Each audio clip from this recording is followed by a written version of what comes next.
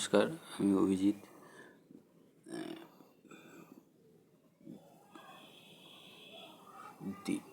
মানে যে যে আনন্দ আমরা চাই তার জন্যে সেটা লাভ করার জন্য আমাদেরকে ভক্তি করতে হবে বলেছি।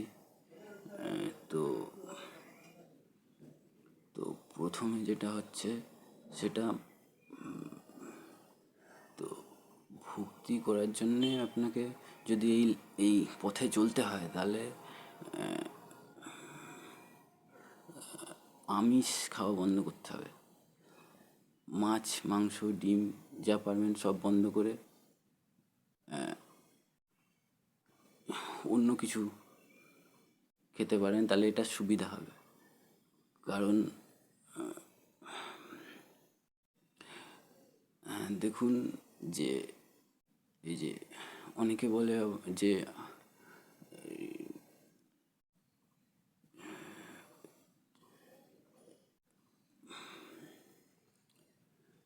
যেমন আপনি হয়তো বলবেন যে আমি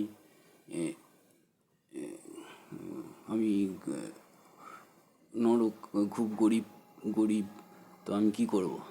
তো তখন খেতে পারেন, কোনো ব্যাপার না, কিন্তু এমনিতে খাওয়া উচিত না এটা।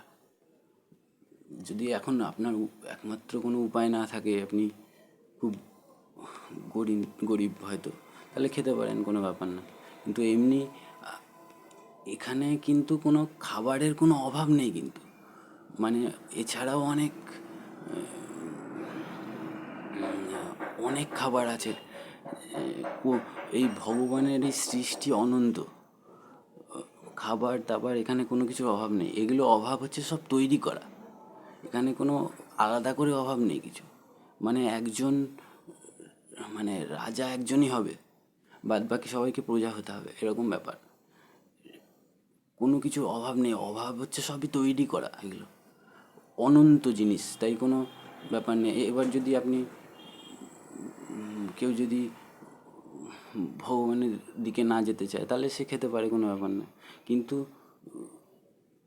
এমনিতে এগুলো খাওয়া উচিত না সাধারণত। তো তো ননভেজ খাবেন, তাহলে সুবিধা হবে।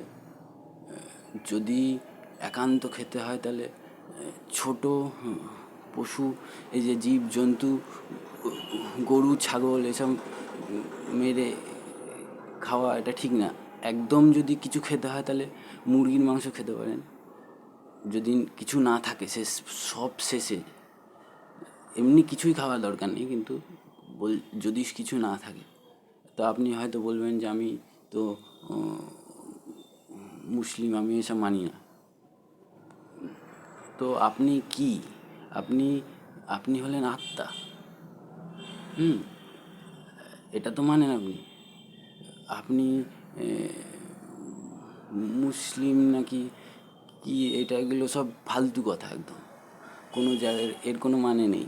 আপনি হচ্ছেন আত্মা, সবাই হচ্ছে আত্মা, এটা হচ্ছে আসল সত্য।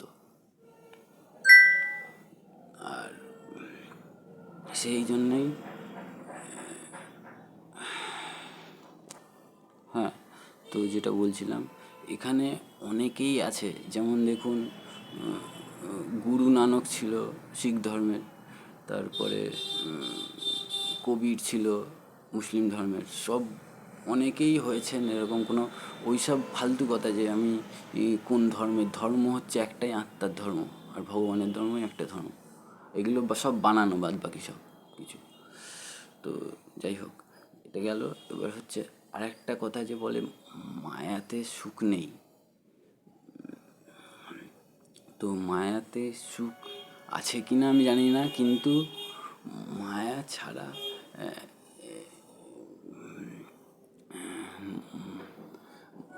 মানে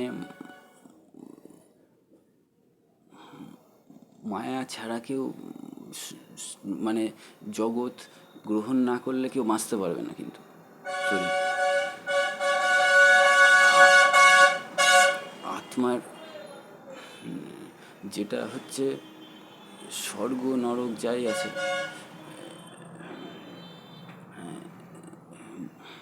তো এই যে বলে না যে মানে শরীর শেষ হয়ে যাবে যদি সে আপনি যদি ভাবেন যে আমি কিছু নেব না, মায়ার জিনিস, তো হবে না।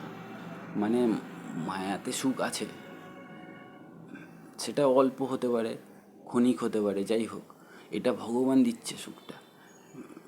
এটা বা এখানে এটা শেষ হয়ে যায়, অল্প পরিমাণ হয়, শেষ হয়ে যায়। বা স্বর্গ আছে, নরক আছে। এবার কি স্বর্গে আর নরকে কি সুখ নেই? বা স্বর্গে কি সুখ নেই? বা নরকে কি দুঃখ নেই? হ্যাঁ, নিশ্চয়ই আছে।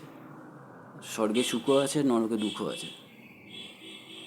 এবার তাহলে এখন একটা কথা যে যে তাহলে স্বর্গ যে তাহলে হয়, সেটা তো ভগবান দিচ্ছে, তো এটা স্থায়ী কেন না? তাহলে আপনি একটু চিন্তা করে দেখুন, স্বর্গ যদি স্থায়ী হতো তাহলে কি হতো?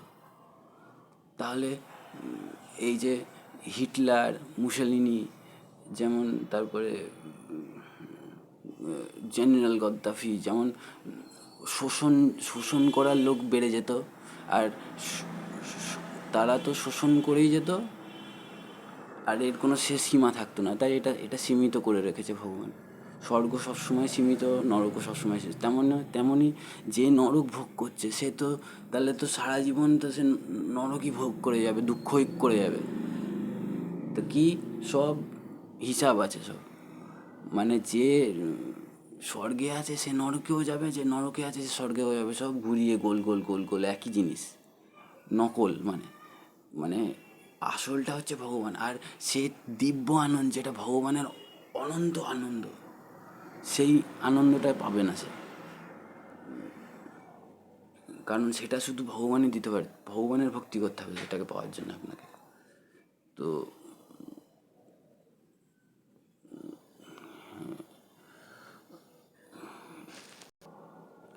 আর একটা বিষয়, আগের দিন আমি বলেছিলাম যে ওই আমরা হচ্ছি চিত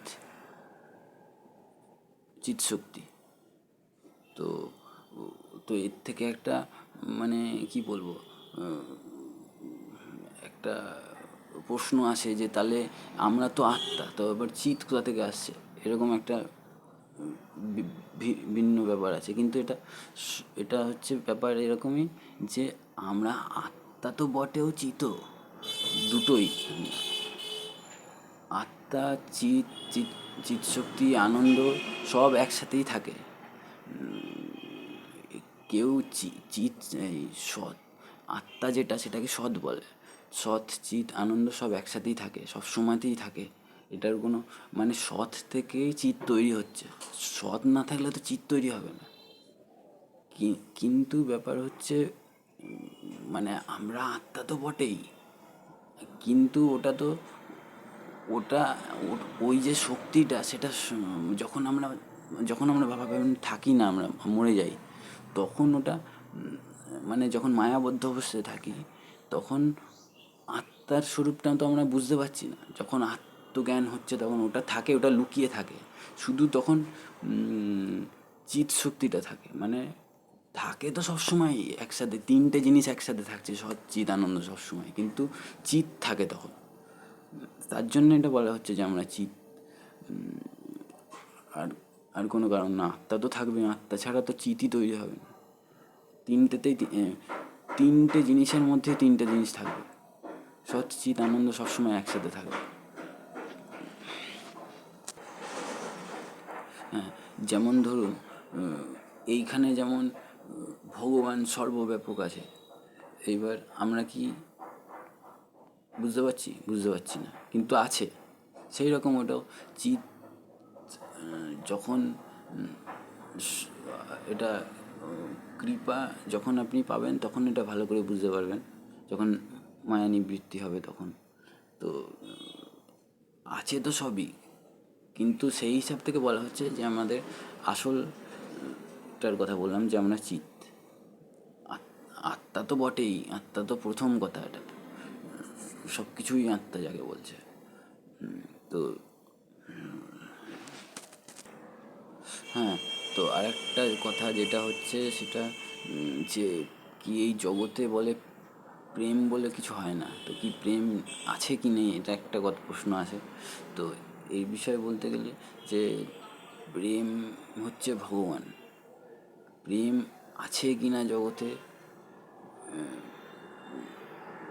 যদি এটার উত্তর সহজ করে বলতে গেলে যে যদি ভগবানকে সঙ্গে নিয়ে আপনি প্রেম করতে পারেন তাহলে প্রেম আছে, আর যদি ভগবানকে ছেড়ে আপনি করতে চান তাহলে প্রেম নেই। এটাই হচ্ছে এটা আর এক রকম কথা। তো যেটুকু বলার ছিল আজকে এইটুকুই রাখি, অন্যদিন আবার কথা বলবো। ধন্যবাদ।